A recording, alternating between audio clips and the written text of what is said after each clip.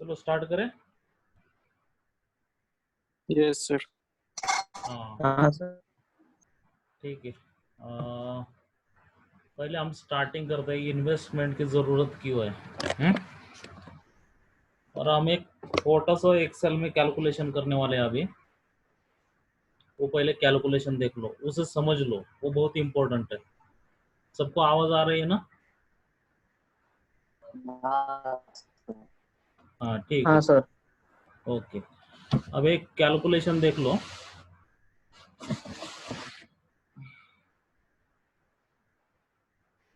एक मिनट।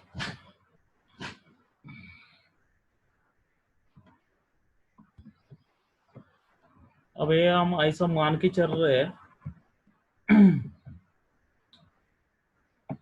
कि और 3 साल बाद, आज आपका एज 18 के आसपास है, 18 कंप्लीट है, 19 रनिंग है बहुत सारे स्टूडेंट का जो फर्स्ट ईयर में अभी। ठीक है, सो आप 21 बी हो जाएंगे। ऐसा सोचते हैं कि आप 22 साल को आपको पहला जॉब मिल जाता है। 22 साल को आपको फर्स्ट जॉब मिल जाता है और आपका स्टार्टिंग पैकेज हम कंसिडर करते हैं अभी अप्रोक्सीमेटली 4 लाख। ये देखो, इधर एज का कॉलम है 22, 23, एक एक साल का लगा है, 22, 23, 24, 25 टिल 60 के आसपास आप रिटायर हो जाओगे। ठीक है, सो ये स्टार्टिंग किया है हमने 22 से, ताकि आपको जॉब मिलेगा 22 को, ऐसा मान के चलते हैं अभी। और आपका फर्स्ट पैकेज जो रहेगा वो रहेगा 4 लाख अप्रोक्सीमेटली। ये डिपेंड, बदल सकता है, वही रख सकता है या कम भी हो सकता है। ये आपके नसीब के ऊपर डिपेंड है। जैसे आप इंटरव्यू देंगे कौन सी कंपनी का, वो आपके लक के ऊपर है। सो आप भी कंसिडर करके चलते हैं, एवरेज पैकेज रहेगा आपका 4 साल बाद, मतलब जब आप पास आउट हो जाएंगे आपको जॉब मिलेगा, तो 4 लाख का एक पैकेज हम कंसिडर करते हैं। इस सेकंड कॉलम मैंने सैलरी का बनाया। अब ऐसा भी कंसिडर करके चलते हैं, हर साल आपको 10% इंक्रीज आपकी सैलरी हो जाएगी। ठीक है, so at the age of 22 you have 4 lakh salary per year, per month नहीं, पर ईयर। तो जब आप 23 साल के हो जाएंगे तो आपका सैलरी हो जाएगा 4,40,000। ठीक है, मतलब 10% इंक्रीज। जब 24 ईयर के हो जाओगे तो आपका पैकेज कंसिडर करते हैं उससे 10% इंक्रीज। ओके, सो 4,84,000। जब 25 साल के हो गए तो 5,32,000। सो इस हिसाब से हर साल 10% बढ़ा दिया है। एक्सेल में सिर्फ फॉर्मूला क्या डाला है, एक कॉलम चूज करके मैं आपको दिखाता हूँ, इज इक्वल टू, ये कॉलम्स हमने चूज किया इनटू, एक मिनट, इनटू 1.1, मतलब आपका 10% इंक्रीज हो गया। सो वही हमने ड्रैग किया नीचे, ताकि हर साल आपकी सैलरी, एक मिनट, 10% से बढ़ेगी। एक एक कॉलम समझ लो। सो फाइनली आता है जब 60 ईयर के हो जाओगे तो ये सैलरी आ जाएगी। कोई चौंकने की बात नहीं है। जब हम स्टार्टिंग में, मैंने ज्वाइन किया था तो मेरी सैलरी 15,000 थी। ठीक है, मैं पहले इंडस्ट्री में था 2008 में, तो मेरी सैलरी, फर्स्ट सैलरी 15,000 थी। तो उसमें कुछ चौंकने की बात नहीं है। 1.8 पैकेज था मेरा स्टार्टिंग का, अब मेरा 1 लाख के ऊपर सैलरी गया है। ठीक है, सो तब आपकी सैलरी रहेगी कितनी है, 61,000। वो जाने दो, एक फिगर का खेल जाने दो, अभी सिर्फ हम इतना ही कंसिडर कर रहे हैं। 10% हाइक है आपकी पर ईयर। अब आपको क्या करना है, 25% जो कुछ आपको एनुअल सैलरी मिल रही है उसके 25% आपको इन्वेस्ट करना है। अभी इस लेक्चर में क्या क्या होंगे, हम इन्वेस्टमेंट के कौन कौन से तरीके अभी है और हिस्टोरिकल क्या रिटर्न्स मिले हैं उस इन्वेस्टमेंट से, वो भी देखने वाले हैं। मैं शेयर मार्केट के बारे में भी बोलने वाला हूँ, गोल्ड के बारे में भी बोलने वाला हूँ, एफडीज जो हम एफडी फिक्स डिपॉजिट करते हैं बैंक में, उसके बारे में, पीपीएफ के बारे में। सो सब जो जो इन्वेस्टमेंट के तरीके हैं हम उनके ऊपर नजर डालेंगे। अभी हमने फर्स्ट 2 कॉलम में क्या किया, आपका एज कंसिडर किया हर साल, ठीक है, और सैलरी हर साल कितनी बढ़ेगी वही कंसिडर किया। स्टार्टिंग सैलरी हमने 4 लाख पकड़ी है पर एनम। सो हमारा प्रिंसिपल क्या बोलता है, 25% आपको इन्वेस्टमेंट करना है, ठीक है, 25% हर साल कम से कम इन्वेस्ट करना है। यदि ज्यादा कर सकते हो तो वेल एंड गुड, नहीं तो सिर्फ 25% कम से कम इन्वेस्टमेंट करना ही है। सो 25% कितना होता है, 1 लाख रुपए होता है, 4 लाख के, ठीक है। अब ये सेकंड ईयर आपका इन्वेस्टमेंट भी बढ़ेगा, जैसे सैलरी बढ़ेगी वैसे इन्वेस्टमेंट भी बढ़ेगा। जब आपकी सैलरी 4.4 लाख होगी तब आपकी इन्वेस्टमेंट 1.1 लाख रहेगी। जब आपकी सैलरी 4.84 लाख होगी तो आपका इन्वेस्टमेंट 1.21 लाख होगा, ठीक है, 1,21,000। उस हिसाब से जैसे जैसे सैलरी बढ़ेगी आपका इन्वेस्टमेंट भी बढ़ेगा। सो ये थर्ड कॉलम हमारे इन्वेस्टमेंट अमाउंट का है। वही कॉपी पेस्ट किया हमने इधर। अभी 1 लाख है, 1 लाख इन्वेस्ट किया हमने at the age of 22। So suppose हमें 15% रिटर्न मिल रहे हैं, ओके। 1 लाख इन्वेस्ट किए तो एक साल में उस 1 लाख के ऊपर हमें 15% रिटर्न्स मिल रहे हैं। सो हमारे 15,000 बढ़ गए। सो टोटल हो गए 1,15,000, ठीक है, 1,15,000। इस कैलकुलेशन बहुत सिंपल है, मैं आपको क्वेश्चनिंग का भी इसके बाद चांस दूंगा। सिर्फ माइक बंद कर लो, किसी का चालू है।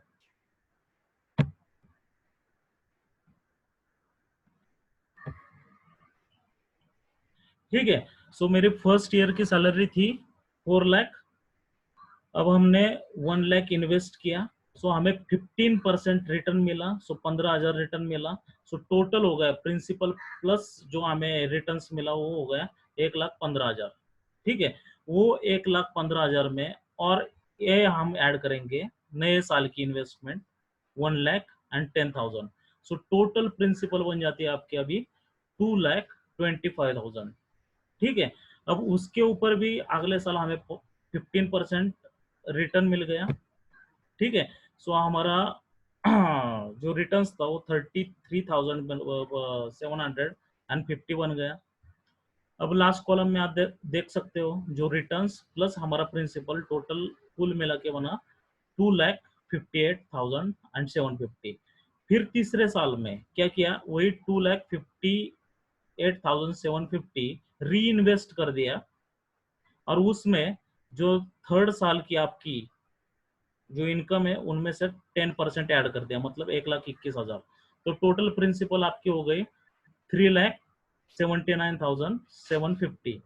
फिर आपको 15% रिटर्न मिला। हम ऐसा कंसिडर करके चल रहे हैं कि आपका हर साल 15% आपको रिटर्न मिल रहा है, और वो बिल्कुल पॉसिबल है, आप टेंशन मत लो।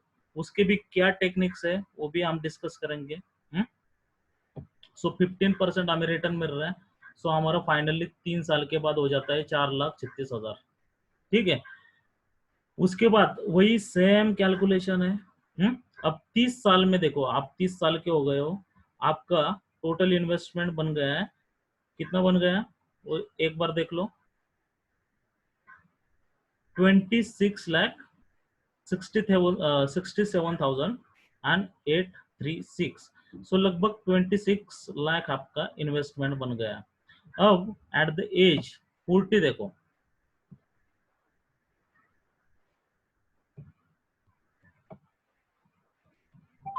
कितना है फिगर, कोई बता सकता है 40 का? एक ग्रीन किया है मैंने, 1 करोड़ ठीक से बताओ फिगर। 18 मिलियन 1,86,00,000, ठीक है, 66,484। ये 40 at the age of 40 year. अब 50 के आसपास हम फिर से चेक करते हैं कितना हो गया। हम हर साल एक ही टेक्निक यूज कर रहे हैं, 25% सैलरी इन्वेस्ट कर रहे हैं और हमें 15% रिटर्न मिल रहा है। सो ये सिर्फ कैलकुलेशन पार्ट है, इसके ऊपर थोड़ा फोकस करो तो बाकी पॉइंट समझने में आसानी हो जाएगी। अब देखो ये कितना हो गया, 9 करोड़ 9 करोड़ 59 लाख। 59 lakhs। ठीक है, सिर्फ वो पहले दो डिजिट ही फोकस करो, मतलब 9 करोड़ एंड 59 लाख, बाकी छोड़ दो। अब एट द एज ऑफ 60 जब हम रिटायर हो जाते हैं, तो ये हो गया हमारा, कितना हो गया, 44 करोड़ 10 लाख एंड 94,000, है ना, 44 करोड़। हम्म? अब आपको हंसी आई होगी, ये 44 करोड़ इतने पैसे का क्या करोगे, लेकिन सबसे इंपॉर्टेंट है इन्फ्लेशन। ठीक है, आज जो वैल्यू 1 लाख रुपए की है, वो 10 साल बाद कितनी होगी या 15 साल बाद कितनी होगी, वो समझना बहुत इंपॉर्टेंट है।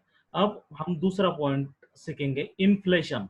ठीक है, अभी सिर्फ आप इतना याद रखो, आप हर साल आपकी सैलरी 10% इंक्रीज हो रही है और आप 25% इन्वेस्टमेंट कर रहे हैं और आपको 15% रिटर्न मिल रहा है। सो ये कंडीशन है हमारी, investment 25% salary per year and 50% return per year, ये हमारी कंडीशन है। ये कंडीशंस सेटिस्फाई होने के बाद ही हमें 44 crore at the age of retirement मिल जाएंगे।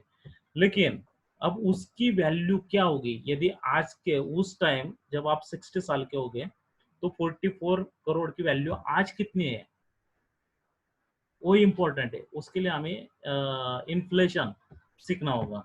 सो इन्फ्लेशन के बारे में देखो, सिर्फ आपको क्या करना है, इन्फ्लेशन के बारे में गूगल पे जाना है और historic inflation in India, historic inflation in India, कितने महंगाई बढ़ रही है वो हिस्टोरिक दिखाता है। अब देखो ये 1959 स्टार्ट से चार्ट आपको मिलेगा। ठीक है, आपको फिगर्स भी मिलेंगे। अभी मैंने हमें इतना डीप नहीं जाना है तो सिर्फ चार्ट ही कंसिडर किया है ताकि जल्दी समझ आए। आपको पर ईयर कितना इन्फ्लेशन था वो भी गूगल पे मिल जाएगा, उसमें कोई दिक्कत नहीं है, सब इंफॉर्मेशन अवेलेबल है। सो जब 15 आया था तब इन्फ्लेशन, ये देखो ये जीरो फिगर है, ओके, ये 10 है, ये 20 है, ये 30 है। सो अप्रोक्सीमेटली हर साल 6% इन्फ्लेशन हो जाती है, 6% इन्फ्लेशन।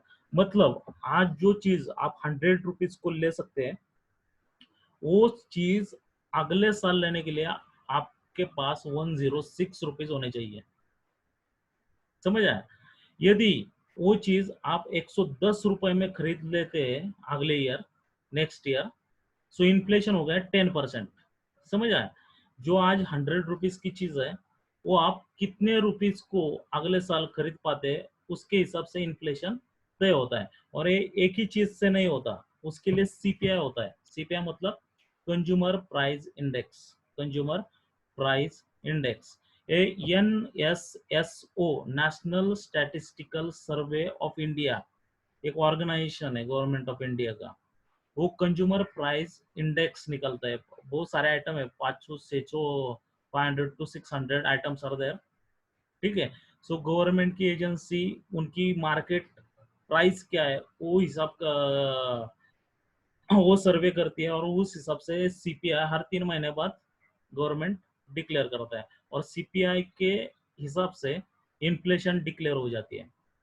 ठीक है, आपने ऑब्जर्व किया होगा जो एफडी हम करते हैं, एफडी का जो रेट रहता है वो इन्फ्लेशन से थोड़ा 1-2% ज्यादा रहता है। वो क्यों, वो भी बाद में बताएंगे, लेकिन फिलहाल इतना ही इम्पोर्टेंट है, गवर्नमेंट की एक ऑर्गेनाइजेशन है वो इन्फ्लेशन रेट हमें बताती है। ठीक है, एनएसएसओ और स्टैटिस्टिकल सर्वे ऑफ इंडिया वो भी पार्टिसिपेट करती है। सो उस हिसाब से हमें इन्फ्लेशन का आइडिया आ जाता है।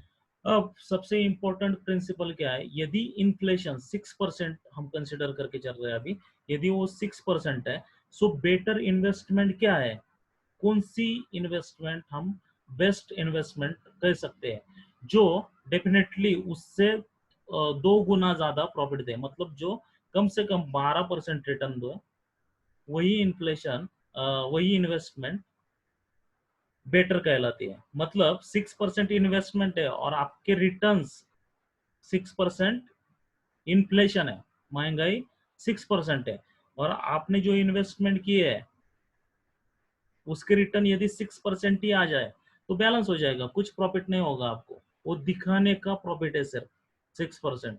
बाकी वही चीज, वही पैसा आपको वही चीजें खरीदने नेक्स्ट ईयर भी लगेगा। समझ आया?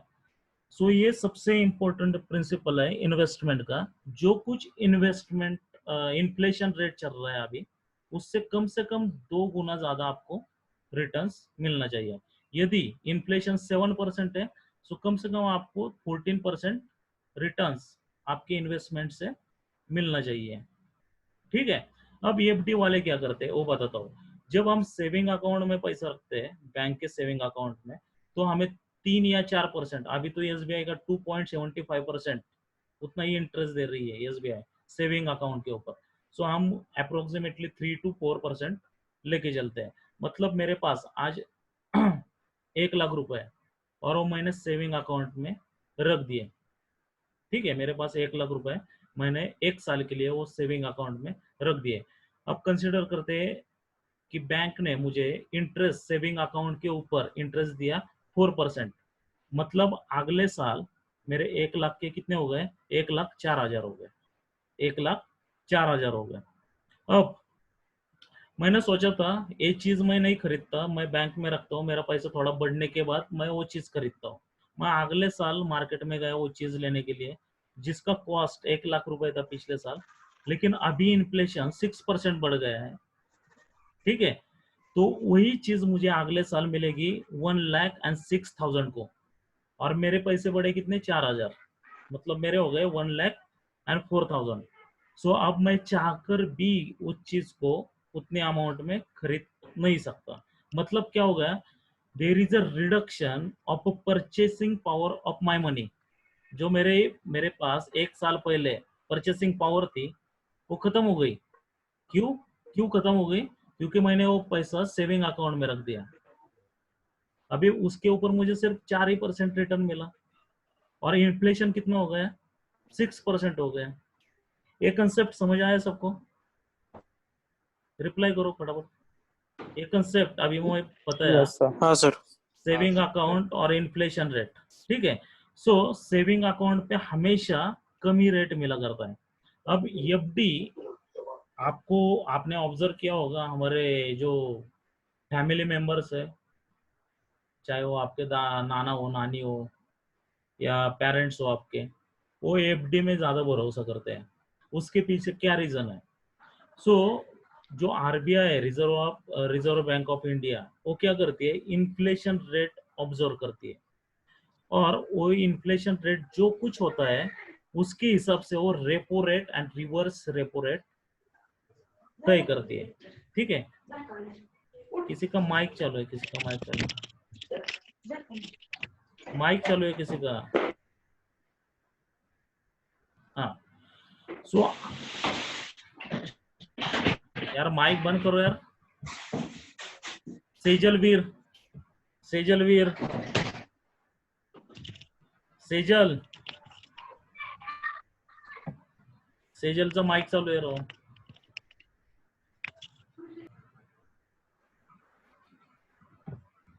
ब्लॉक करा तिला ब्लॉक. ए सखूबाई कोण आले रे? सर आपल्यातलं नाही ते काढून बरं टाका. झालं, बरं झालं सापडलं.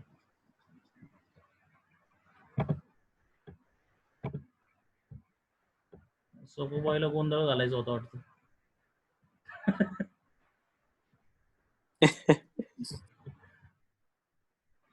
ठीक है, थोड़ी लिंक हमारी टूट गई। अभी हम कौन सी चीज पे डिस्कस कर रहे थे? सर एफडीज पे क्यों भरोसा ज्यादा रखते हैं? हाँ, एफडीज के ऊपर भरोसा क्यों ज्यादा रखते हैं? अब देखो, आरबीआई जो है, जो रिजर्व बैंक ऑफ इंडिया है, जो सारे बैंक्स इंडिया में है उसे गवर्न करता है, उनकी हायर अथॉरिटी आरबीआई है। So RBI repo rate and reverse repo rate ये डिक्लेयर करती है। अब आपको गूगल करना है reverse repo rate and repo rate क्या है। ठीक है, वो बहुत सिंपल टर्म्स है, अभी हम उसके डिटेल्स में नहीं जाएंगे क्योंकि हर एक टर्म्स हम इधर डिस्क्राइब करेंगे तो हमारा कुछ फायदा नहीं होगा, हम इन्वेस्टमेंट के बारे में सोच रहे हैं। सो इन शॉर्ट इतना ही बताता हूँ आपको। जो सीपीआई रहता है, मतलब जो इन्फ्लेशन रहता है, कंज्यूमर प्राइस इंडेक्स के हिसाब से जो इन्फ्लेशन भारत सरकार निकलता है, ठीक है, 1 मिनट,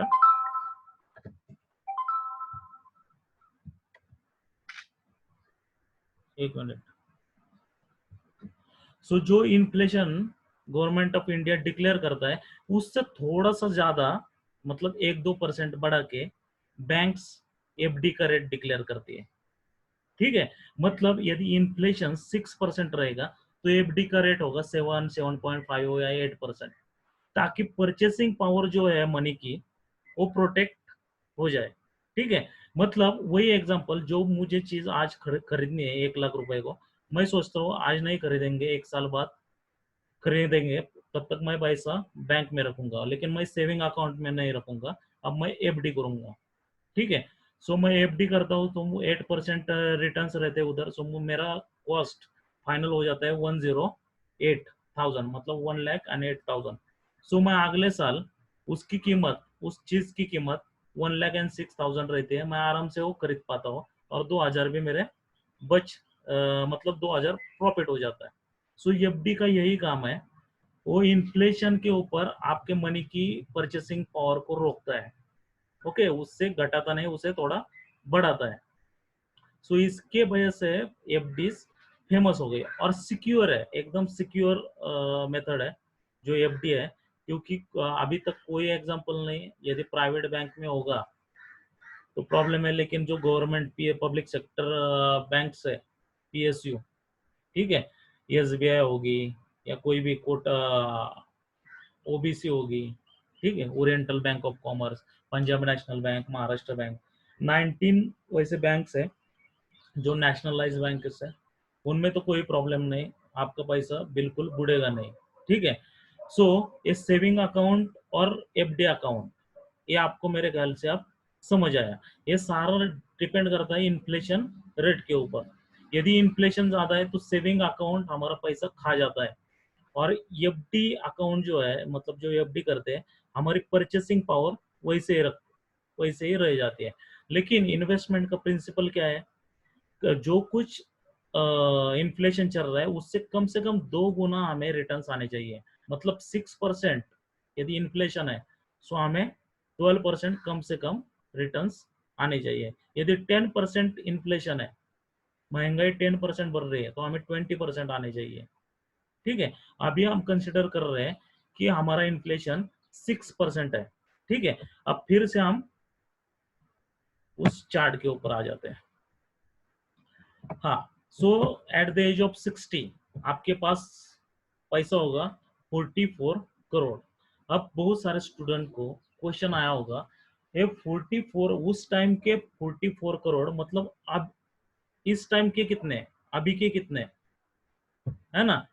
सो उसका भी मैं सोल्यूशन देता हूँ, वो भी हम इन्फ्लेशन रेट कंसिडर करके ही निकालेंगे। अब देखो, सपोज 1 लाख है हमारे पास आज, अगले साल suppose 6% is average inflation rate, 6% average है, अभी हम 6% कंसिडर करते हैं, ठीक है। सो अभी 6% एवरेज कंसिडर किया तो अगले साल उसकी कीमत हो गई 1,06,000, उसके अगले साल उसकी कीमत हो गई 1,12,000। एक कैलकुलेट कैसे किया वो भी बताता हूँ, मैं पहले क्लियर कर देता हूँ, ठीक है, क्लियर कंटेंट। सो अभी 1 लाख है, अगले साल उसकी वैल्यू होगी इज इक्वल टू, इसे मल्टीप्लाई करना है 1.06, मतलब 6% ऐड हो गया, सो उसका होगा 1,06,000। सो वही मैं नीचे खींचूंगा अभी एट द एज ऑफ 60, ठीक है। सो इस साल में हो जाएगी उसकी कीमत, जब आप 60 साल के हो जाएंगे तो 1 लाख की कीमत हो जाएगी 9,15,425, ठीक है। अब आपको एक क्वेश्चन आया होगा, अभी इसे हम रिलेट कैसे करेंगे हम इन्वेस्टमेंट से, तो बहुत सिंपल है, 60 साल के जब आप हो जाएंगे, एक मिनट, जब आप 60 साल के हो जाएंगे और आप 25% कंसिडर कर रहे हैं, हम हर बार इन्वेस्ट करते हैं, तो आपके पास 44 करोड़ हो जाते हैं। लेकिन 1 करोड़ मतलब इतना अमाउंट है, 9,50,000। सो हम सिंपली क्या करते हैं, आप इसे डिवाइड करते हैं इससे,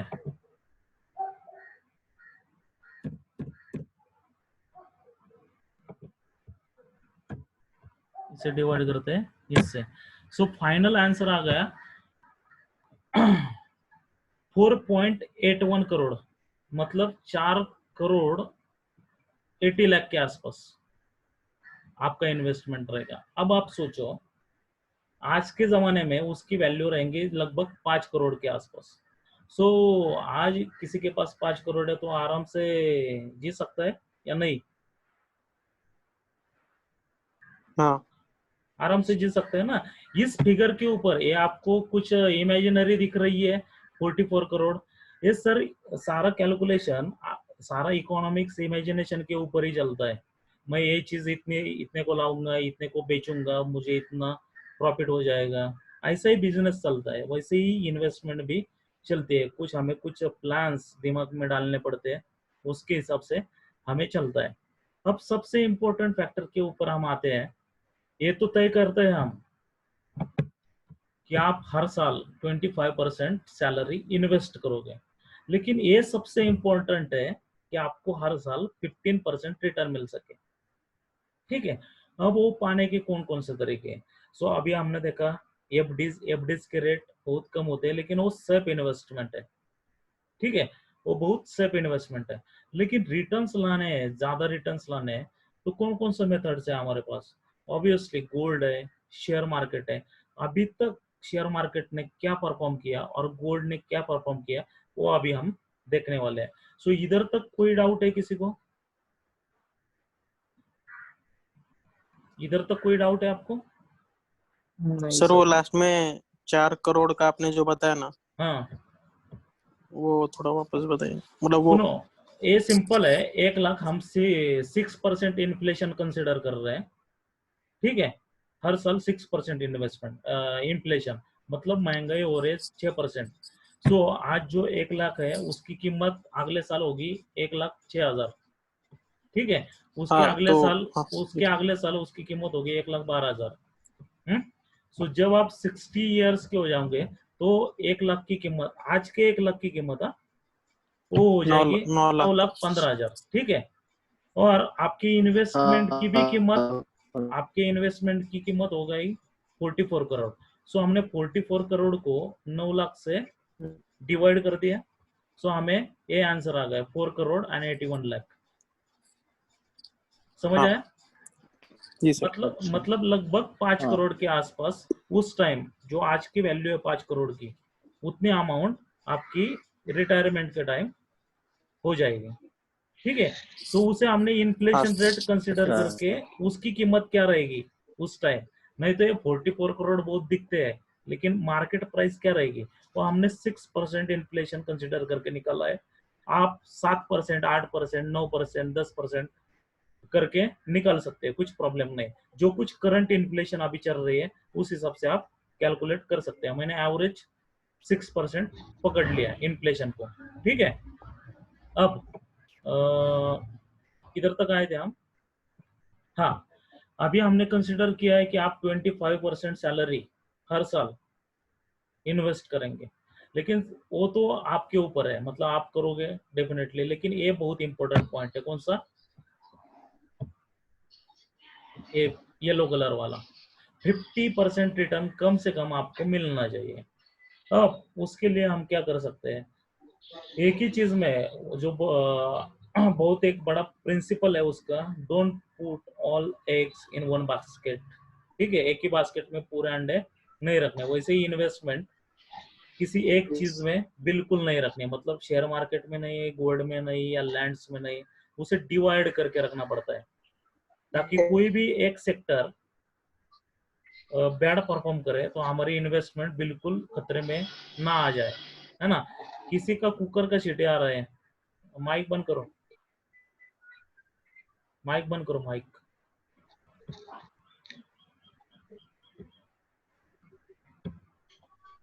कौन आहे माइक? अरे पुष्कर जाधव माइक बंद कर जा। झालं। ठीक है। सो अब हम इन्वेस्टमेंट 50% रिटर्न कैसे आते हैं उसके ऊपर थोड़ा ध्यान देते हैं। पहले हम गोल्ड प्राइस देखते हैं। ठीक है,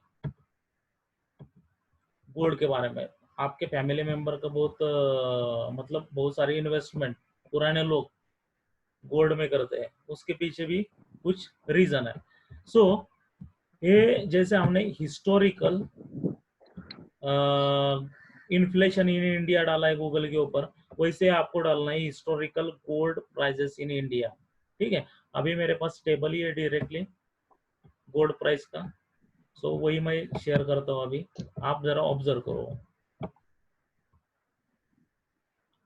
ठीक है, सो ये टेबल है। जब 64 से अवेलेबल है हमारे पास वैल्यूज, 1964 में 10 ग्राम गोल्ड का क्या प्राइस था? 63 रुपीज।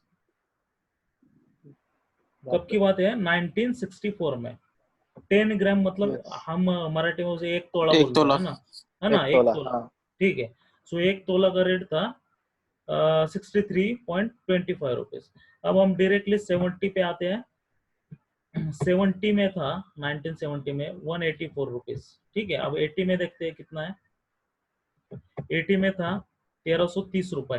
ठीक है, अब 90 में देखते हैं हम 3200। ठीक है, अब 2000 में देखते हैं हम क्या रेट था उसका। 2000 में 4300। ठीक है, अब 4400 था 2000 में। 2010 में देखते हैं हम 18500। 18500। ठीक है, और 19 में था 35,000, और अभी आज का रेट है 45,310 आज का। ठीक है, आज ये रेट चल रहा है, टूडेज रेट। गूगल पे डालो today's rate of gold, you will get this 45,310। अब हम इसे कंसिडर करेंगे। ठीक है, पहले गोल्ड का रिटर्न देखते हैं। अभी हम सिर्फ लास्ट 15 साल, जो पिछले 15 साल थे, उस हिसाब से काम करेंगे। एकदम पुराना नहीं जाएंगे। ठीक है, और एकदम करंट भी नहीं लेंगे। 15 year is sufficient type two analyse data. ठीक है, सो 15 साल पहले मतलब 2005 में जाते हैं, उसका रेट क्या था? ये देखो 2005 में 7,000 रेट था गोल्ड का। 2005 में 7,000 रुपए गोल्ड था, और आज है 45,310।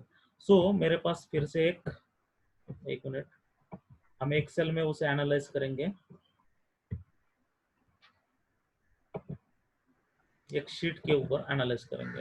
ये स्टार्टिंग प्राइस है 7,000। ठीक है, और आज की प्राइस है करंट प्राइस। स्टार्टिंग प्राइस हमने 2000 कौन सी देखी थी?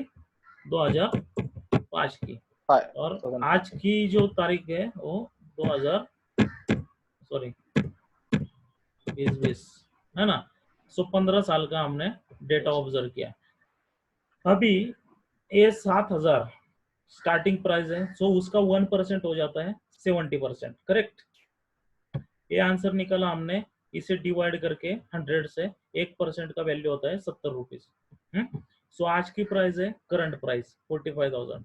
सो डिफरेंस देखो, जितने ये सपोज 7,000 रुपए इन्वेस्ट किए थे, सो उसके आज हो गए 45,000। सो कितना डिफरेंस आपको गेन हो गया? A current this minus this, you will get answer 38,030। So उसे हमने डिवाइड कर दिया इस 70 से। सो हमारा प्रॉफिट बना 547%। 547 15 साल में, 15 साल में हमारा प्रॉफिट बना 547%। और पर ईयर यदि कंसिडर करते हैं, हम इसे डिवाइड करेंगे 15 से, सो हमें आंसर आ जाएगा 36% हमारा रिटर्न आ जाए। अब एक मेरी मन गढ़न कहानी नहीं है, ये सब अवेलेबल है आपके सोर्सेस के ऊपर, गूगल के ऊपर, कैसे हिस्टोरिक प्राइस हम देख के कैलकुलेट कर रहे हैं। इन्वेस्टर को, अच्छे इन्वेस्टर को इसी का स्टडी करना पड़ता है। ठीक है, कुछ साल बाद पहले ऐसे एक ट्रेंड था कि गोल्ड बेकार इन्वेस्टमेंट है। ठीक है, कुछ इंक्रीज ही नहीं हो रहा है गोल्ड, वो बहुत टाइम हो तो 22, 23, 25,000 के आसपास खेल रहा था, लेकिन अब ये कोरोना आ गया, शेयर मार्केट नीचे गया और गोल्ड ऊपर आ गया। ठीक है, और बढ़ने के चांसेस है इसमें। लेकिन अच्छा इन्वेस्टमेंट वही कहलाता है जो मैक्सिमम टाइम अपने इन्वेस्टमेंट को ग्रो होने में दे। नहीं तो कुछ पब्लिक क्या करती है, 7,000 को लिया था, अभी 10,000 हो गए, सपोज 10,000 हो गए, ठीक है, 7,000 का 10,000 हो गया, मतलब 3,000 प्रॉफिट हो गया। ठीक है, टोटल प्रॉफिट हो गया 42%, वो बेच देते हैं। समझ आया? वो बेच देते हैं और उतना ही प्रॉफिट पे वो खुश हो जाते हैं। तो वॉरेन बफे नहीं बनते उस इन्वेस्टमेंट से, जो शॉर्ट टर्म प्रॉफिट देखते हैं।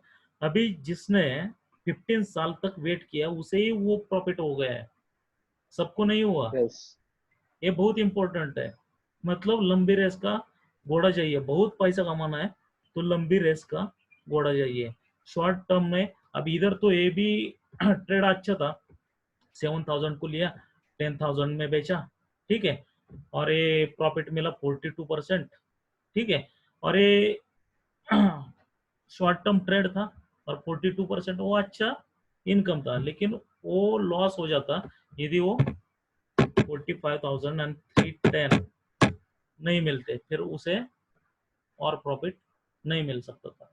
जब हम शेयर चार्ट ऑब्जर्व करेंगे तो आपको अच्छी बात पता चलेगी। सो गोल्ड ने 15 साल में अभी तक 36% रिटर्न दिया है पर ईयर। ठीक है, ये तो सबको क्लियर हो गया। मतलब ये बिल्कुल मुश्किल नहीं है हर साल आपको 15% रिटर्न मिल जाए, वो थोड़ा जादू ही लगता है, लेकिन मुश्किल नहीं है। अब हम शेयर मार्केट के ऊपर आते हैं।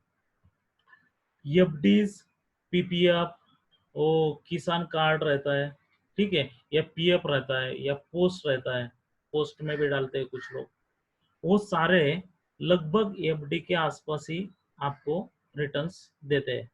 एफडी का 8 होगा, वो भी 8 के आसपास या बहुत से बहुत 9 तक रिटर्न देंगे। यस सर समृद्धि सुकन्या योजना, बहुत जो कुछ गवर्नमेंट के स्कीम है उसके आसपास ही आपको रिटर्न्स मिलेगा, उससे ज्यादा आपको फायदा नहीं मिलेगा उससे। लेकिन फायदा ये कि मिलेगा आपकी सेविंग वो मजबूत रहेगी, मतलब उसे कोई 100% गारंटेड और अच्छी रहेगी।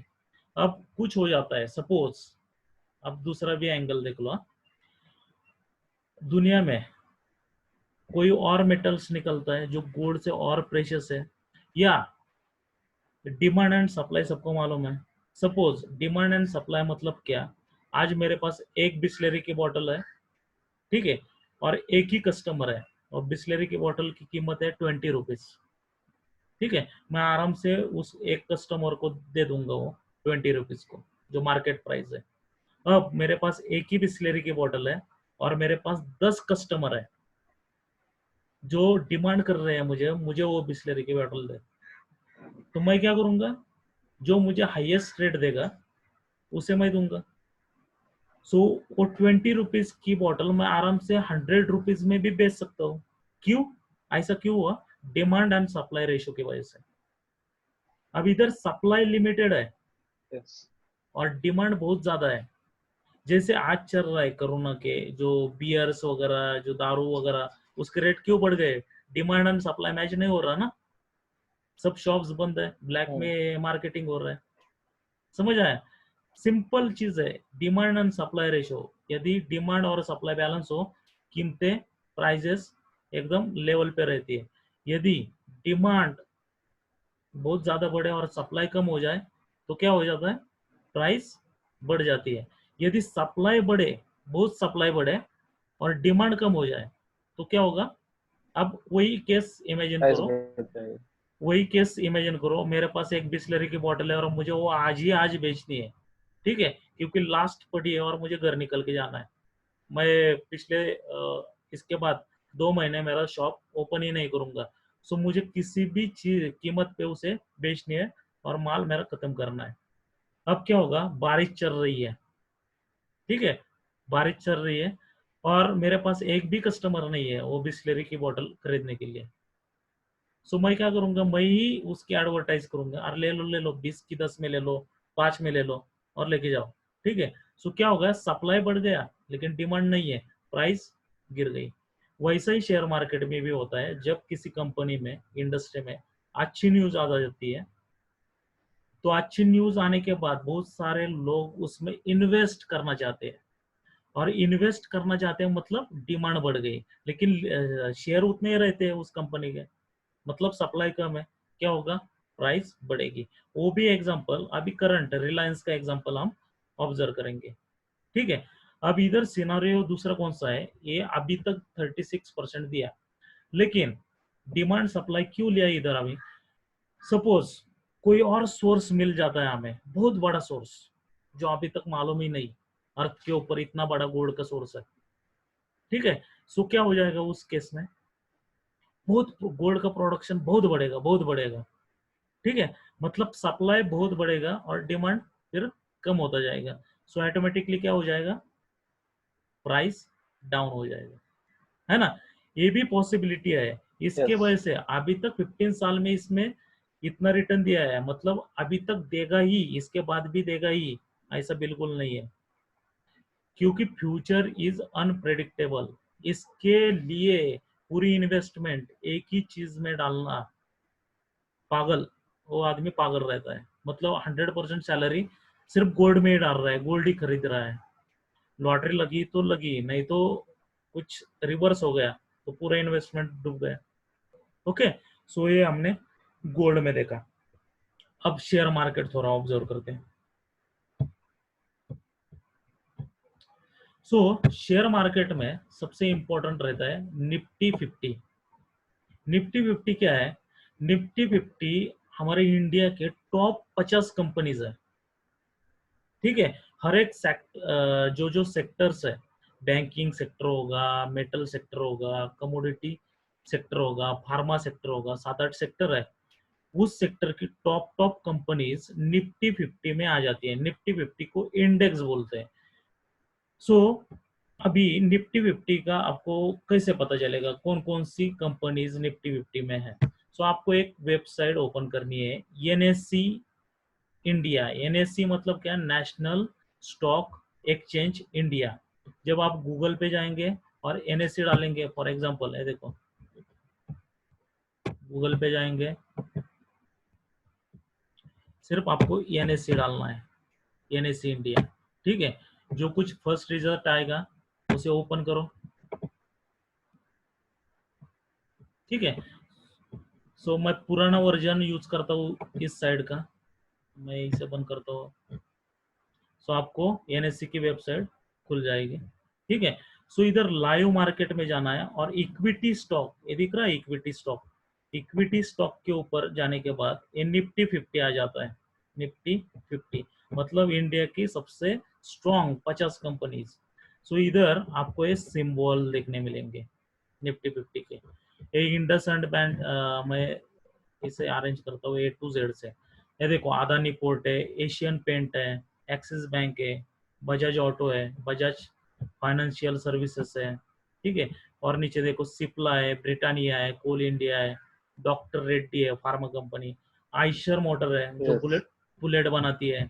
ठीक है, उसके बाद नीचे देखो हिंदाल्को है, हिंदुस्तान यूनिलीवर है, आईसीआईसीआई बैंक है, इंफ्राटेल है, जो भारतीय इंफ्राटेल नहीं क्या, एल&टी है, Mahindra and Mahindra, Maruti Suzuki, ONGC, NTPC, ये 50 कंपनीज की आपको लिस्ट मिलेंगी।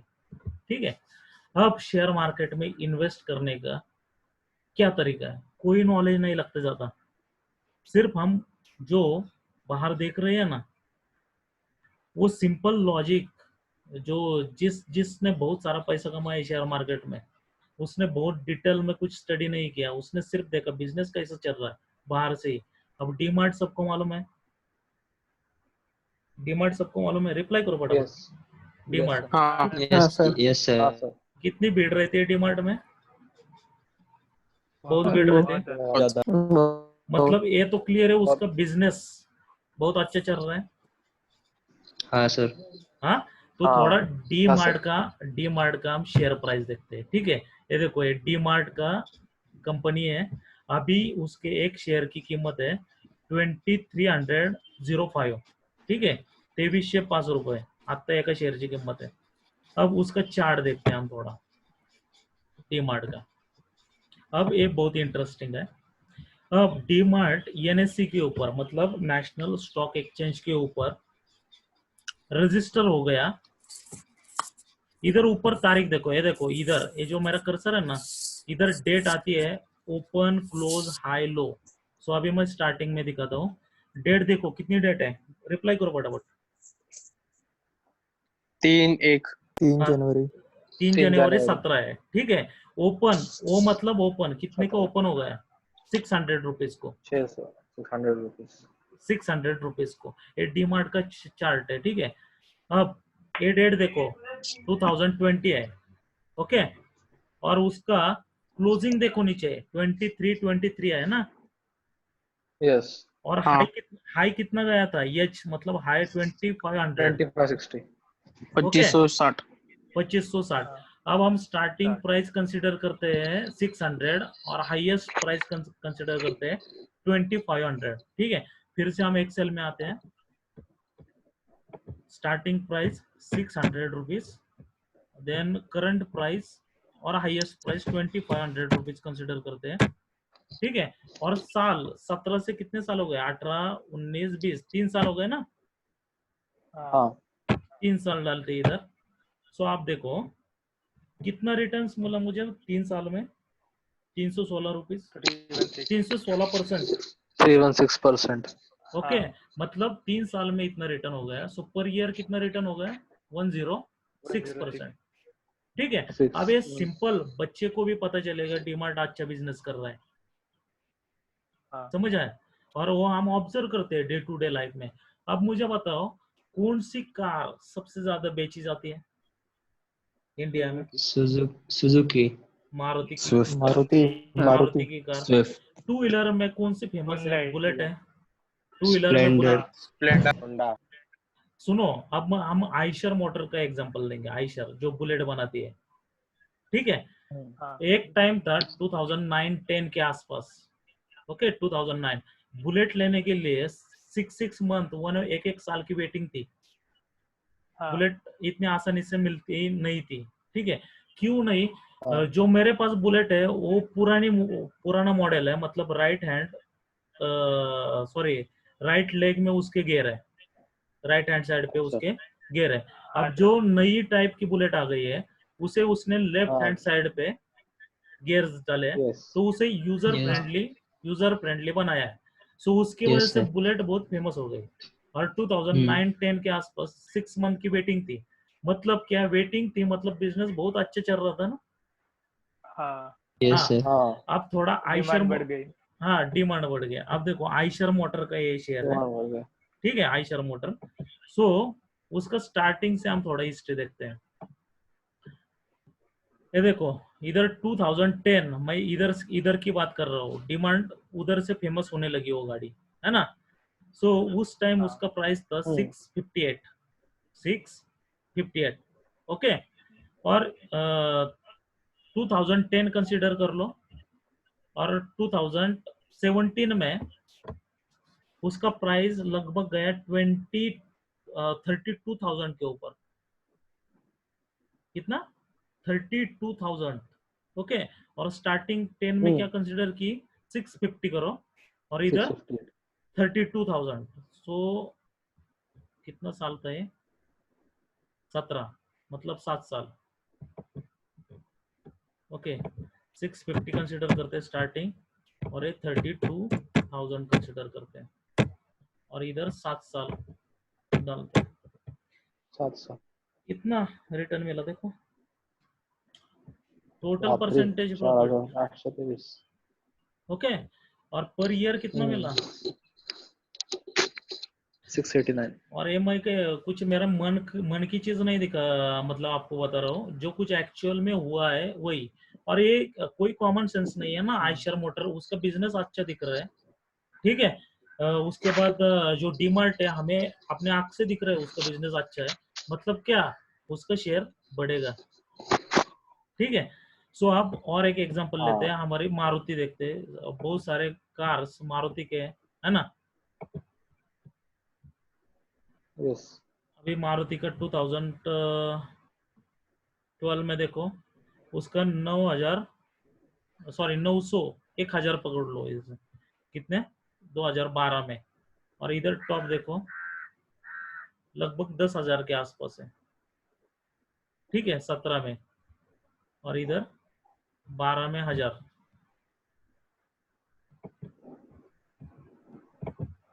12 में 1000, और इधर 10,000,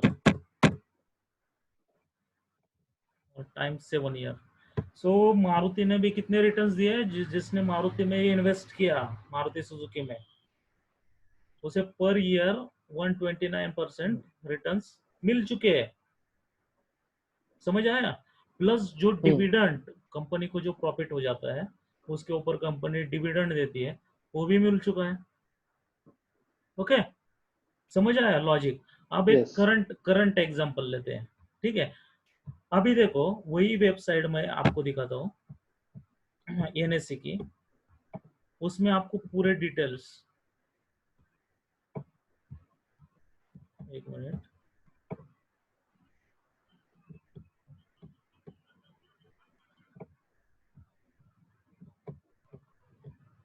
स्क्रीन दिख रही है ना सबको, स्क्रीन दिख रही है हाँ सबको। सर। हाँ, वही लाइव सर। मार्केट में जाते हैं, हाँ, इक्विटी सर। स्टॉक देखते हैं, इक्विटी स्टॉक देखते हैं, और इधर भी आपको 1 साल का डेटा मिलता है। ठीक है, अब देखो ये इंडसइंड बैंक है जो है, एक मिनट,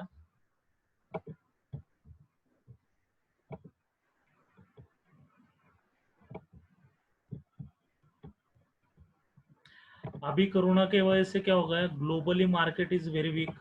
ठीक है, सो बहुत सारे कंपनीज के जो शेयर्स है वो डाउन आपको दिख रहे हैं, लेकिन Down हो गए। उसमें, हाँ उसमें भी देखो सन फार्मा जो कंपनी है, ये देखो सन फार्मा, ठीक है, सन फार्मा का कितना रिटर्न्स है, एक 30 डेज में, जो अभी 1 महीना गया लास्ट, उसमें 42% रिटर्न दिया है सन फार्मा में। क्यों? क्योंकि आप सारा बिजनेस बंद है, सिर्फ फार्मा चालू है, सिर्फ मेडिसिन चालू। सिर्फ मेडिसिन चालू है। ठीक है, सो सिप्ला, वो भी क्या है, फार्मास्यूटिकल कंपनी है, उसमें 39% रिटर्न दिया है। Yes. ओके, उसके बाद ये रिलायंस, रिलायंस ने 38% रिटर्न दिया है, डॉक्टर रेड्डी 31%, बीपीसीएल 29%। समझ आया। इसके ऊपर आपको पता चलता है एक साल में, लास्ट 1 साल में कितना रिटर्न दिया है। ये 1 साल का कॉलम है, 30 डेज का कॉलम है। ठीक है, अभी हम करंट एग्जांपल लेंगे रिलायंस का। आपको मालूम है रिलायंस का फेसबुक में इन्वेस्टमेंट कर दीजिए। हाँ सर। ऐप के लिए ओके, 47 सो बिलियन, $5 billion ये का। आपको न्यूज मालूम है, 4.7। ठीक है, लेकिन उस न्यूज का कितने लोगों ने पैसा बनाया? एक ने भी नहीं, बराबर ना। हाँ सर। हाँ सर। उस न्यूज का एक भी स्टूडेंट ने पैसा नहीं बनाया। आपको न्यूज मालूम थी, लेकिन उसका पैसा आप नहीं बना सके। क्यों? क्योंकि आपको मार्केट मालूम नहीं है, आपके पास अकाउंट नहीं है, आपके पास इन्वेस्टमेंट के लिए पैसा नहीं है। सो हमेशा एक बात याद रखना, पैसा हमेशा पैसे वाले के पास ही जाता है। ठीक है, अब फिर से ग्राफ देखते हैं। एक मिनट में इसे क्लोज करता हूँ।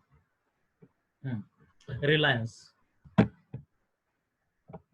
अब मैं इसे चार्ट, ये आपको समझ आए इसलिए मैंने ये नॉर्मल चार्ट निकाला, लेकिन एक्चुअल में इसका कोई फायदा नहीं इस चार्ट का, हमें कैंडल चाहिए। और ये 1 मंथ का चार्ट मैंने लगाया था, अब मैं 1 डेज का चार्ट लगाऊंगा।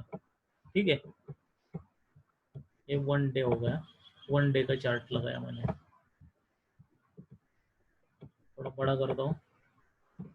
ठीक है, अब देखो इधर 23 तारीख को,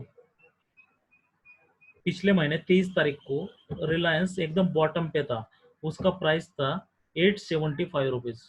इधर आप लो देख सकते हो ऊपर, ये देखो इधर लो देखना है, ये वाला मतलब लो। सो ये चार्ट के ऊपर देखो, तारीख थी 23 मार्च और लो था 875, करेक्ट।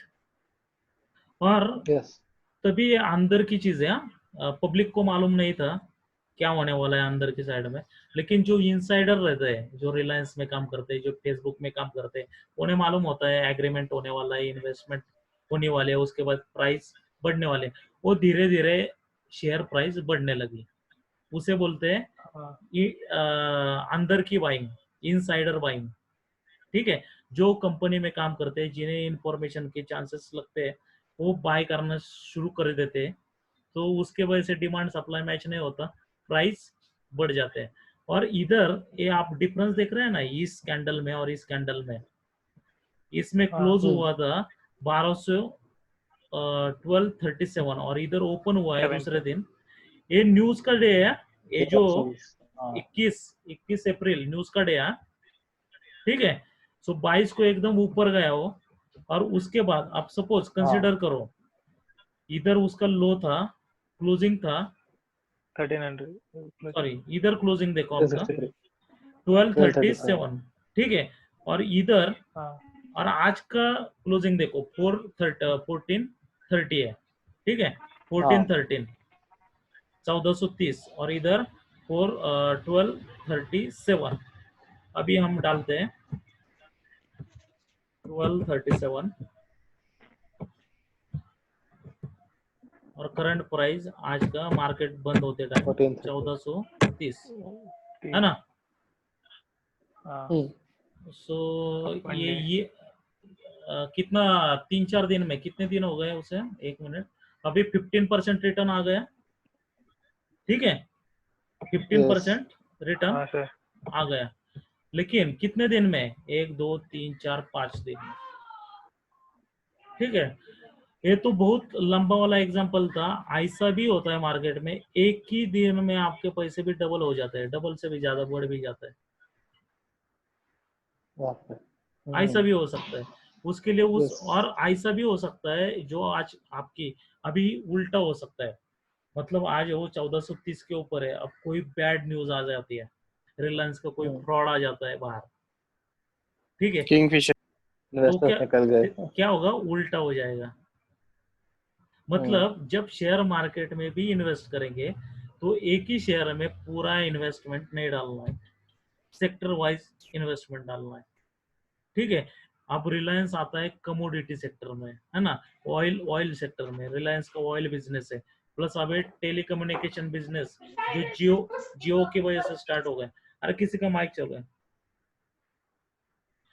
अब ये जियो का बिजनेस चालू हो गया, ठीक है।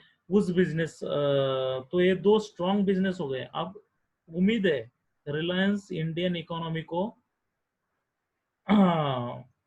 रिप्रेजेंट करता है, वो टॉप कंपनी है, टीसीएस और रिलायंस भारत की 2 टॉप कंपनीज है, टीसीएस और रिलायंस। सो अब फ्यूचर में इसके चांसेस बहुत है बढ़ने के, अब आप नोट कर लो, इस टाइम ये चांस, ये प्राइस था, अब और 5 साल बाद कितने होंगे। मैंने 400 रुपए के शेयर लिए थे, मतलब 400 rupees, 400 rupees per share invest किया था मैंने, ओके। अब वो कितने शेयर लिए थे वो मैं नहीं बताता, लेकिन मेरे स्टार्टिंग कॉस्ट 400 कब किया था रुपीज थी। सर? हाँ, कब किया था 400 रुपए पर शेयर? 4 साल पहले, लेकिन वो बहुत बढ़ गए। ये चार्ट देखो ना,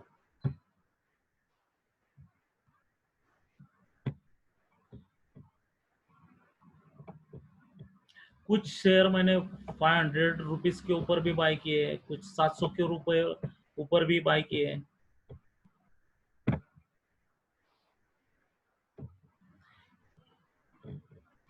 इस रीजन में मैंने बाय किए थे वो, समझ आए, 400 के आसपास, हाँ सर। 4 साल पहले। और मैं अभी तक वो बेचा नहीं है, मुझे डिविडेंड भी आता है उसका, लेकिन मुझे मालूम है इसमें कैपिटल है, मतलब पोटेंशियल है। सो 4 साल में अब देखो 1430 कंसिडर करते हैं हम, स्टार्टिंग प्राइस 400 रुपीज, 400, करंट अच्छा, 1430 और साल 4, सो 64% रिटर्न मेरा आ रहा है अभी तक। और मेरा जाने दो, अमित शाह मालूम है क्या? हाँ तो सर। हाँ हाँ सर, अमित शाह के पास तो रिलायंस के कितने, वो अच्छा ट्रेडर है एक्चुअली, शेयर मार्केट में बहुत उसका दबदबा है। उसके पास तो कितने शेयर है रिलायंस के, ठीक है। सो अभी तक किधर तक आए थे हम? इन्वेस्टमेंट देख रहे थे और कैसे न्यूज इन्वेस्टमेंट, हाँ, अफेक्ट करती है शेयर मार्केट को, वो भी देखा हमने, ठीक है। अब yes, सबसे इम्पोर्टेंट चीज हम फिर से आते हैं इसके ऊपर जिसमें हमें इंटरेस्ट है।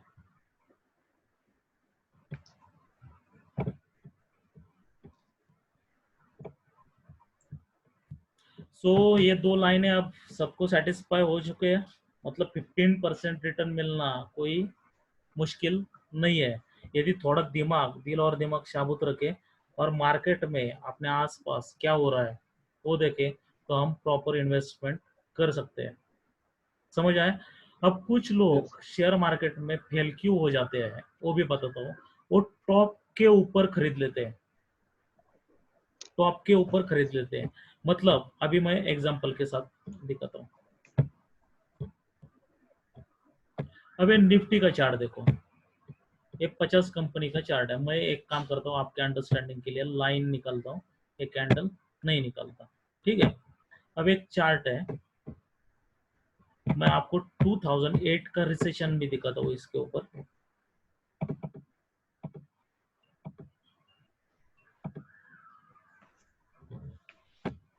ठीक है। सो चार्ट आपको मिलेगा 2006 से, क्योंकि ऑनलाइन का जमाना था, स्टार्ट हो गया 2006 से। उसके पहले ट्रेडिंग होती थी शेयर की पेपर के ऊपर, बॉन्ड पेपर के ऊपर वगैरह वगैरह। पूरा ऑनलाइन हो गया हाँ मार्केट 2006 के आसपास, ठीक है। सो आपको 2006 से चार्ट्स मिलेंगे। कुछ के अवेलेबल है, कुछ के नहीं है। लेकिन अभी हम कंसिडर क्या कर रहे हैं, ये देखो 2007 में निफ्टी था लगभग 6000 के आसपास, है ना, 2007। उसके बाद क्या हो गया, रिसेशन आ गया 2008 में, रिसेशन आ गया। ये देख रहे हो, इस पॉइंट से इस पॉइंट तक शेयर की प्राइस हमेशा गिरती गई गिरती गई गिरती गई, है ना, इधर तक। मतलब पूरा 2008 खा लिया उसने रिसेशन में। तो शेयर मार्केट के ऊपर भरोसा था लोगों का, वो निकल गए। लेकिन जो शातिर इन्वेस्टर थे उन्होंने इधर से ही खरीदना स्टार्ट कर दिया 2008 से। और हाँ, आप देख सकते हो 2018 में वो जो लगभग 12,300, ये देखो 12,293 ये हाई बनाया था उसने, कब? 19 में। और 8 में क्या कंडीशन थी, उसका ही प्राइस जो निफ्टी हमारी इकोनॉमी को रिप्रेजेंट करता है, जो टॉप 50 कंपनी है उसका इंडेक्स है वो निफ्टी, ठीक है। सो 2008 में रिसेशन आया था, तो किसी ने जो इन्वेस्टमेंट डाली उसका बहुत प्रॉफिट हो गया। लेकिन किस लोगों ने इस पॉइंट के ऊपर इन्वेस्टमेंट की, तो क्या होगा, वो फेल जाएगा। मतलब जब शेयर मार्केट में खरीदारी करनी है तो हमेशा लोअर प्राइस के ऊपर ही खरीदो। वो बैंक में पैसा वैसे ही रहने दो, कोई जल्दी नहीं है, कुछ ना कुछ तो होता है और मार्केट नीचे गिरता है। जब गिरता है तभी माल उठाने का, यही प्रिंसिपल है। अब कोरोना ने वो फिर से चांस दिया है, जिसके पास पैसा है वो अभी इन्वेस्ट करे और 5-10 साल बाद उसे अच्छे रिटर्न्स मिलेंगे।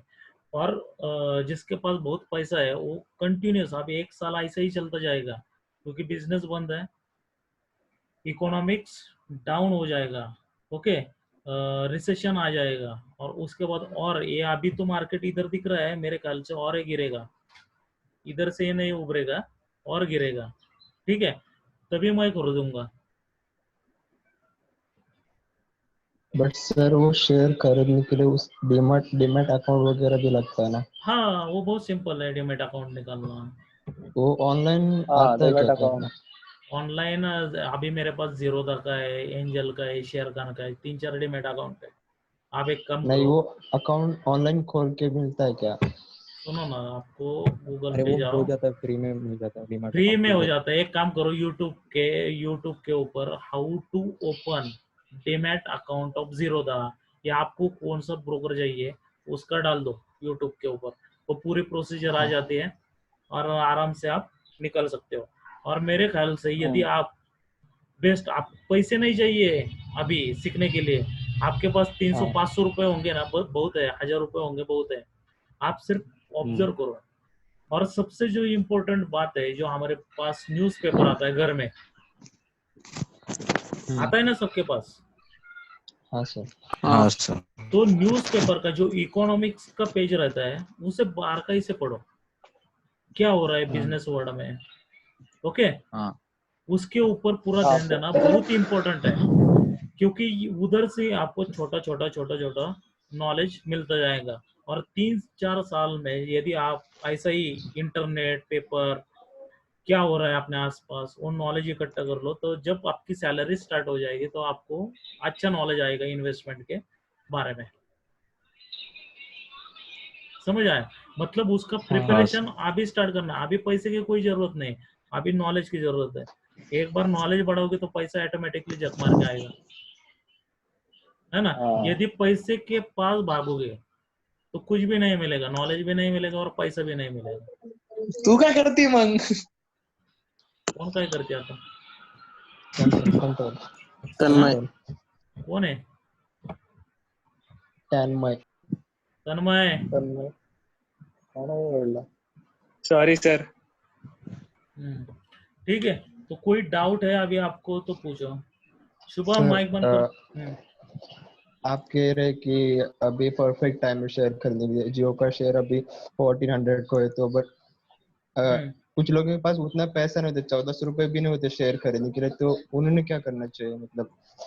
और मारुति के शेयर, सुजुकी के शेयर 5000 को है, तो 5000 भी किसी के पास नहीं होता है, तो वो क्या कर सकते हैं? वो अभी नॉलेज ले सकते हैं ना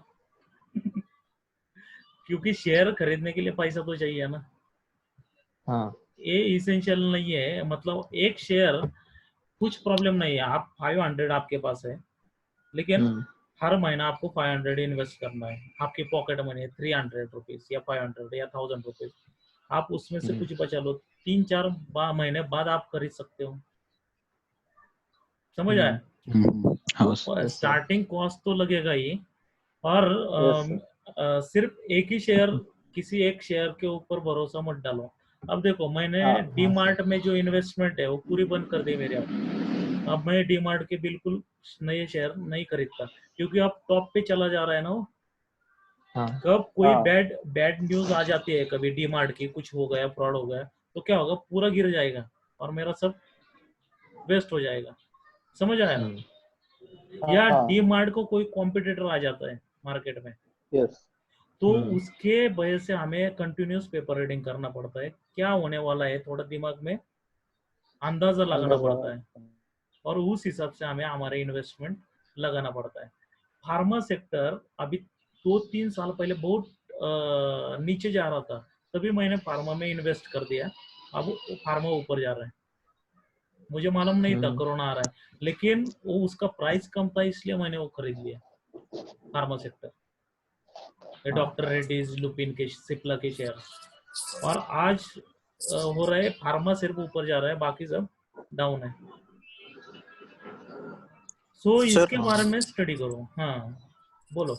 और ऐसे शेयर मार्केट जैसे जो क्रिप्टो करेंसी जो चलन में थी पिछले साल और उसके पहले, तो उसमें भी कोई इन्वेस्टमेंट कर सकते हैं, क्योंकि उसका तो कोई नॉलेज नहीं मिलता न्यूज़पेपर से और न्यूज़ से वगैरह। नहीं, क्रिप्टो में डेंजरस है अभी फिलहाल। बेस्ट वे आपका इक्विटी, मैं आपको शेयर मार्केट बोल रहा हूँ, शेयर मार्केट में भी मैं आपको टॉप 50 कंपनीज में ही इन्वेस्ट करने की सलाह दे रहा हूँ। वो क्रिप्टो वगैरह मैं भी नहीं करता, क्रिप्टो कमोडिटी भी नहीं करता मैं, ठीक है। तो कमोडिटी में कॉन्ट्रैक्ट्स रहता है, जैसे क्रूड ऑयल मैंने खरीद लिया, ठीक है, क्रूड ऑयल का उसके बाद 1 महीने की एक्सपायरी रहती है, उसमें बढ़ा तो प्रॉफिट है या घटा तो लॉस है। समझ आ? अभी जैसे क्रूड ऑयल माइनस में गए, लेकिन इसमें जो इक्विटी है शेयर्स है, इसमें तब तक लॉस नहीं है जब तक आप बेचोगे नहीं। हाँ, हाँ समझ आया? वो वैसे के वैसे ही मतलब रहता है शेयर हमारा। मैंने 100 रुपीज को शेयर लिया, ओके, एक हाँ शेयर मैंने जी 100 रुपीज को लिया, अब उसका प्राइस हो गया 75 रुपीज, मतलब 25 रुपीज का मुझे लॉस हुआ। लेकिन लॉस हाँ, तभी होगा हाँ जब मैं वो 75 को बेचूंगा, बेचूंगा राइट। हाँ सर बिल्कुल। ओके। लेकिन मैं नहीं बेचूंगा, मैं और 2 साल 5 साल वेट करूंगा, हम्म। जब हाँ 100 क्रॉस करे, 110 हो जाए, 120 हो जाए, तो मैं उसे बेचूंगा, तब मैं प्रॉफिट में आ जाऊंगा, है ना।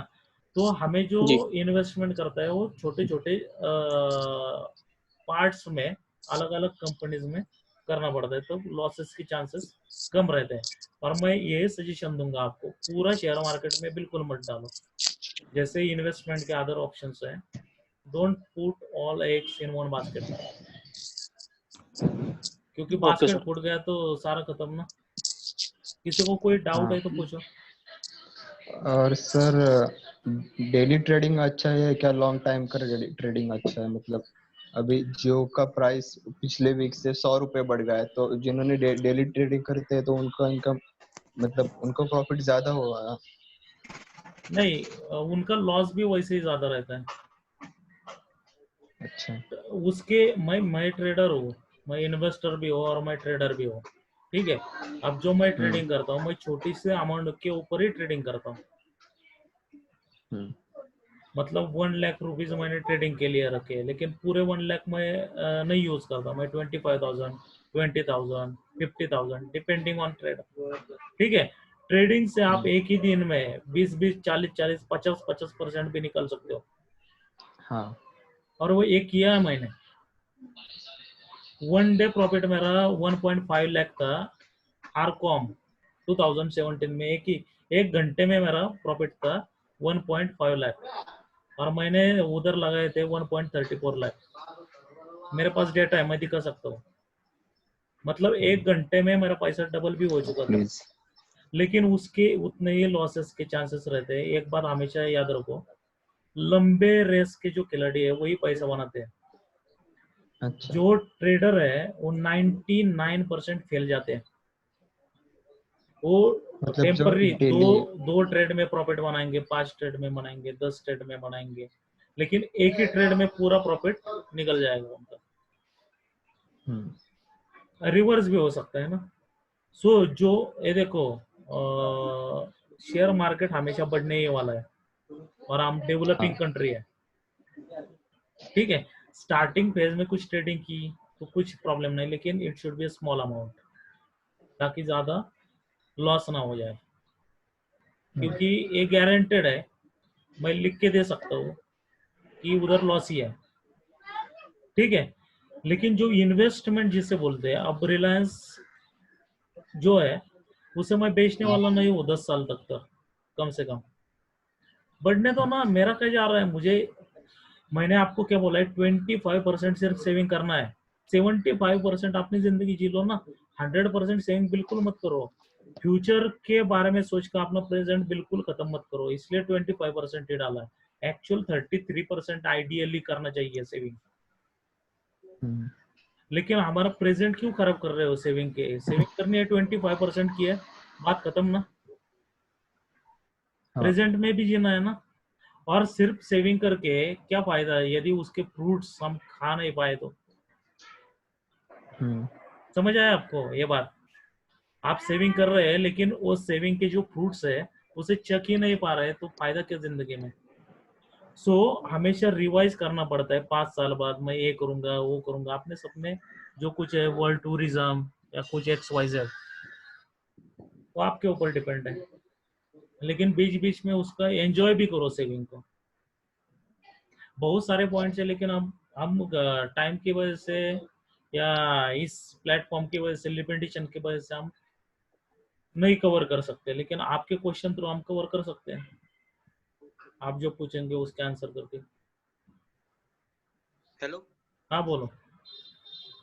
सर, हम डॉलर में क्यों इन्वेस्ट कर सकते हैं ना? मतलब डॉलर की वैल्यू जो है वो दिन ब दिन बढ़ती जा रही है, अब 76 पर उसकी वैल्यू है।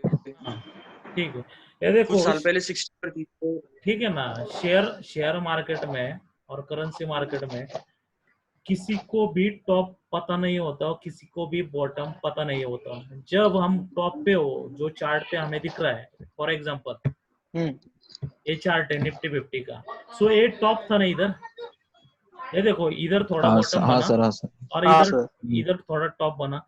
सो अब इस बीच में हम बिल्कुल नहीं खरीदते हैं, जो प्रोफेशनल ट्रेडर रहते हैं या इन्वेस्टर रहते हैं। जब बढ़ रहा है, जब गिरना स्टार्ट हो जाता है, फॉर एग्जांपल इधर हम खरीदते हैं लेकिन हम पूरा नहीं खरीदते।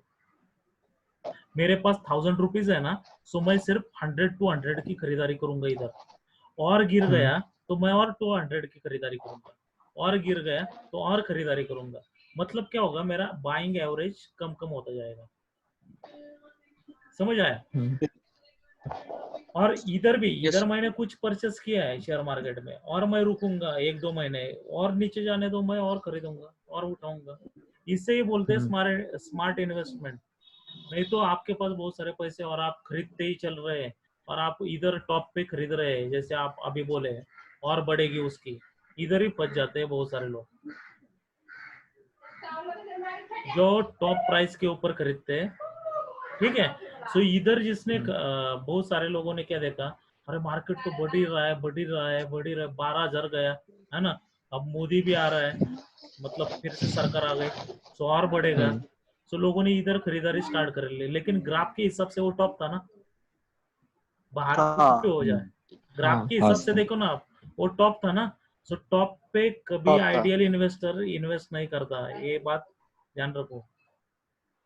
और किसे मालूम है, हाँ आप देखो इधर, आवाज बंद करो माइक का।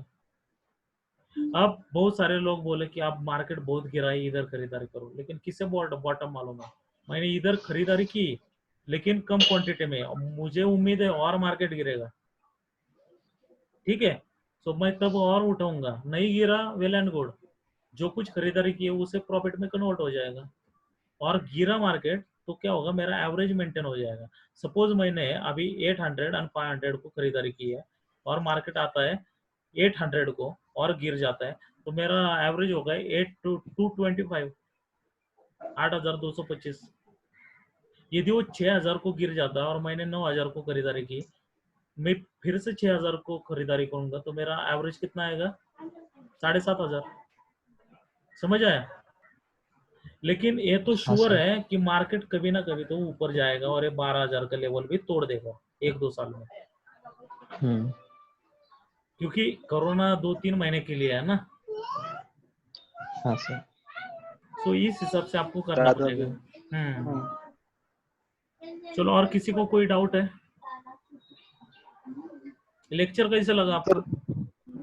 इंटरेस्टिंग होतं जसं बिटकॉइन बद्दल पण सांगा ना थोडं, बिटकॉइनच्या सध्याच्या स्थितीमध्ये कशी गिरावट झाली. अरे बिटकॉइन खूप एक्सपेन्सिव्ह आहे. Hello sir. एक्सपेन्सिव्ह पण थोडं ऐकायला आवडेल. ऐक. त्याच्यात आता माझं लेक्चर कशाला वाया घालवतोय? तू गुगलवर टाक आणि बिटकॉइन फक्त टाक इन हिंदी, की तुला आपले सगळे येतील. हर्षद, तुला जी पाहिजे ती माहिती युट्यूबवर अवेलेबल आहे. सगळे व्हिडिओ बनलेले आहेत फायनान्स मधले. केमिस्ट्रीच्या लेक्चर पेक्षा हे लेक्चर भारी झालं. नाही, हे कसं आहे, हा सगळ्यांच्या जिव्हाळ्याचा विषय सगळे शेवटी पैशासाठी चाललंय ना. आणि जर तुम्हाला हे नॉलेज आता एजला या 17-18व्या वर्षात जर भेटलं, जे तुमच्या पॅरेंट्सला पण नाही, मी गॅरंटेड सांगतो आता, आहे का? नाहीये सर, खरं नाहीये. नाही सर, नाहीये. मग तरी त्यांची पोरं VIT मध्ये इंजिनिअरिंग करतात, तर तुमची पोरं कुठं करत असतील विचार करा. मार्स पे मार्स म्हणतोय. नाही, जोकचा पार्ट सोडा, पण प्रॉब्लेम असंच आहे, मी आता प्राध्यापक असल्यामुळं बऱ्यापैकी समाजातल्या वेगवेगळ्या स्तरांचा मी अभ्यास करत असतो. मग आमच्या इथलेच क्लास 4, क्लास 3, क्लास 2, इव्हन प्राध्यापक लोकांनाही याची जास्त आयडिया नसते. शेअर मार्केट असतात काही गोष्टी, त्यांच्या पगार बस जास्त असतं, सगळं असतं, पण प्रॉपर हे नॉलेज नसतं. ते मला इकॉनॉमिक्सचं पहिल्यापासून आवड असल्यामुळं मी आपलं नॉलेज एकत्र करत गेलो, आणि मी तुमचं सारखंच करत गेलो. मी पेपर कंटिन्युअस वाचायचो इकॉनॉमिक्सचं, जे अर्थ, सकाळमध्ये अर्थवृत्त या अर्थवृत्तांत, देश विदेशातल्या घडामोडी मराठी पेपर मधल्या, ठीक आहे. ते वाचून वाचून मला या बाकीच्या गोष्टी क्लिअर होत गेल्या. मार्केटमध्ये इंडियन इकॉनॉमिक्स वर पुस्तकं आहेत, ती घ्या, ती वाचा. पण तुम्हाला एक सांगतो, तुम्ही जर फक्त पैशाच्या मागे लागला ना मार्केटमधून, तुम्हाला काहीही भेटणार नाही. तुम्ही जर नॉलेजच्या मागे लागला ना, तर तुम्हाला पैसे ऑटोमॅटिक भेटणार आहे. म्हणजे काय झाल्यावर कसं होतंय, आलं लक्षात? काय झाल्यानंतर काय होतंय. आणि तुम्हाला एकच गोष्ट सांगतो, तुम्हाला न्यूज आणि शेअर प्राइस जर रिलेट करायची असेल, ठीक आहे, न्यूज आणि शेअर प्राइस, तर फक्त एक मिनिट, रोज ह्या वेबसाईट वर जायचं, ठीक आहे, रोज ह्या वेबसाईट वर जायचं. कोणती वेबसाईट आहे? NSE. NSE, ठीक आहे. NSE. इथं पर्सेंटेज चेंज दिसतोय तुम्हाला?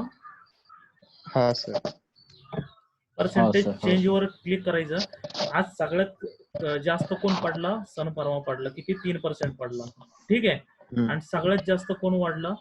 इंडसइंड बँक वाढल्या 17% बँक, ठीक आहे. आता मी काय करणार आहे, इंडसइंड बँक सर्च करणार आहे. आज काय झालं इंडसइंड बँक मध्ये, म्हणून आज 17% वाढला तो, ठीक आहे. तर मी काय करणार, मनी कंट्रोल, ठीक आहे, मनी कंट्रोल वर जाणार. इथं फक्त इंडसइंड बँक टाकणार.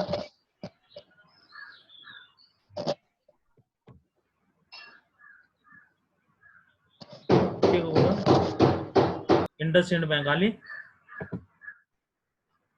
इंडसइंड बँक टाकली. आता या बँक मध्ये मी न्यूज मध्ये जाणार खाली.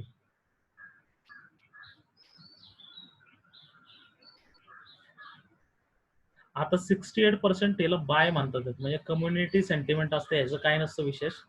हे उलट पालट कसंही असतं, ते ह्याच्यावर जास्त फोकस नाही करायचं.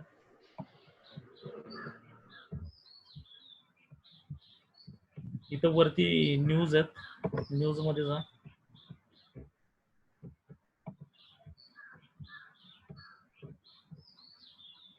इथं काय न्यूज आली, IndusInd bank share rises 15% despite falling मार्च क्वार्टर प्रॉफिट, ठीक आहे.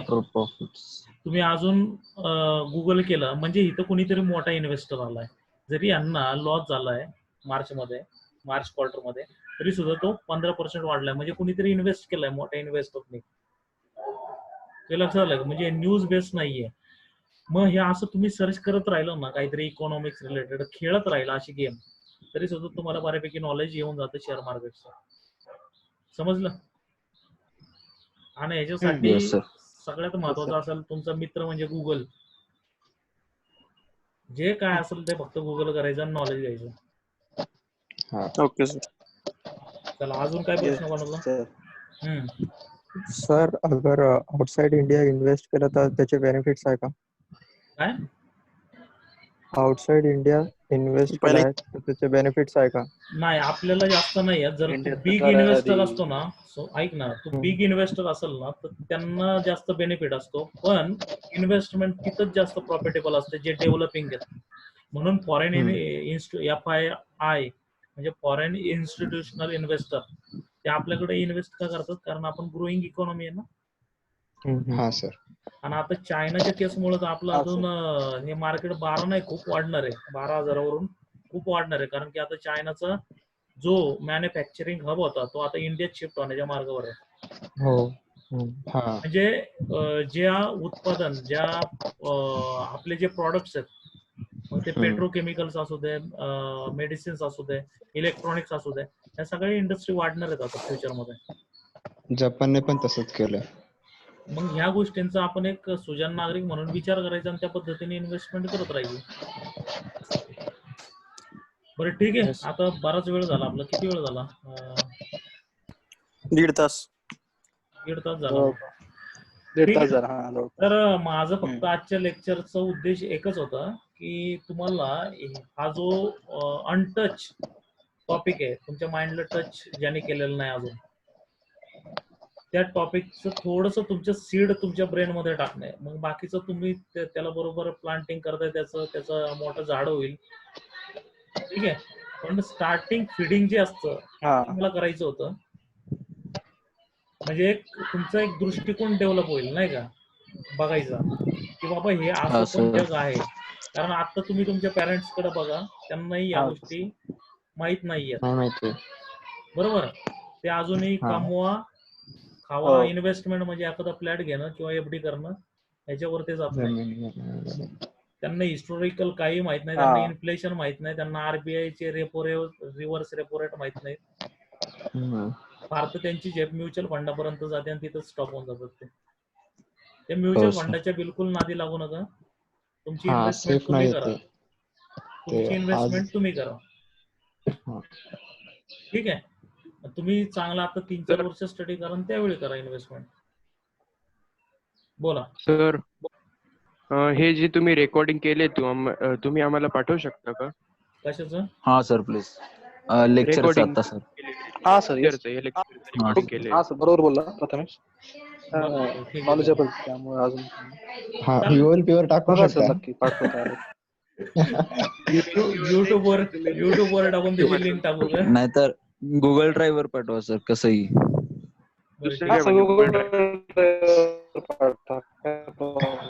ठीक आहे. चला मग आता येणे मीटिंग करू. हा सर. Hello sir. हा बोला. हा सर काय वाटलं फोन करतो. कशाविषयी? इन्व्हेस्टमेंट विषयी बिलकुल फोन करू नको. नाही सर इन्व्हेस्टमेंट विषय नाही, म्हणजे जर काय वाटलं तर सर इन्व्हेस्टमेंट विषय नाही, पण हे फक्त तुमचं गायडन्स, आपलं नॉलेज वाढवण्यासाठी आणि तुम्हाला एक दृष्टिकोन देण्यासाठी लेक्चर आहे, बाकी काही नाही. हा सर. नाही सर माहिती आहे सर. बोर्ड दिला हात जोड. ठीक आहे चालेल. चला एंड करू. Thank you sir. ओके. हो sir. Thank you sir. Thank you sir. Okay sir. Thank you sir. Thank you. Thank you.